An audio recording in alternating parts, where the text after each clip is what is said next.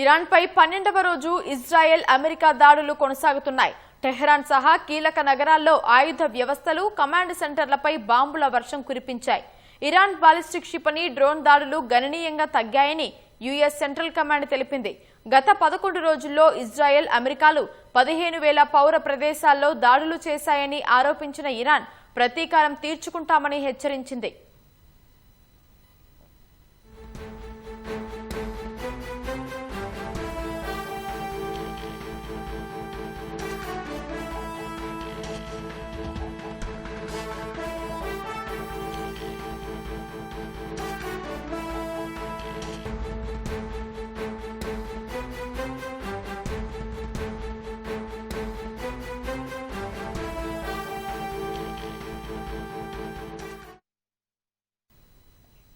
మధ్యప్రాచ్యంలో ఉద్రిక్తతలు ఏమాత్రం చల్లారలేదు. Israel, America సంయుక్త దాడులు కొనసాగుతున్నాయి.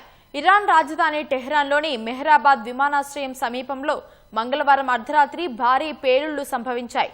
విమానాశ్రయం చుట్టుపక్కల ఆకాశంలోకి భారీగా పొగలు వ్యాపించాయి. టెహ్రాన్లోని రెసాలత్ స్క్వేర్ సమీపంలో అమెరికా, ఇజ్రాయెల్ జరిపిన దాడుల అనంతరం శిథిలాలను తొలగించి మృతదేహాలను వెలికితీసినట్లు ఇరాన్ రెడ్ క్రెసెంట్ తెలిపింది. ఈ ప్రాంతంలో కనీసం 6 మరణించినట్లు ధృవీకరించింది. అమెరికా, ఇజ్రాయెల్ జరిపిన దాడుల్లో ఇప్పటి వరకు దాదాపు 20,000 పౌర నివాసాలు దెబ్బతిన్నాయని రెడ్ క్రెసెంట్ సొసైటీ వెల్లడించింది. టెహ్రాన్లోని ఒక బ్యాంకు భవనాన్ని లక్ష్యంగా చేసుకుని ఇజ్రాయెల్ జరిపిన వైమానిక దాడిలో ఒక బ్యాంకు ఉద్యోగి మరణించినట్లు అక్కడి మీడియా సంస్థలు తెలిపాయి. తబ్రిజ్ నగరంలో 3 మృతి చెందగా 4 గాయపడ్డారని ఐఆర్జీసీ అనుబంధ మీడియా తస్నిం తెలిపింది.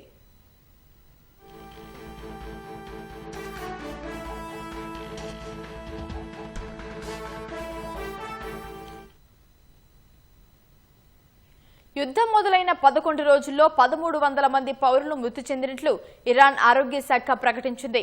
15,000 మంది గాయపడినట్లు తెలిపింది. వారిలో 1,682 మంది బాధితులకు ఇంకా ఆసుపత్రిలో చికిత్స జరుగుతోందని వివరించింది. అమెరికా, ఇజ్రాయెల్ జరిపిన దాడులకు తప్పకుండా బదులు తీర్చుకుంటామని ఇరాన్ సాయుధ దళాల ప్రతినిధి అబోల్ ఫజల్ షేఖర్జీ హెచ్చరించారు.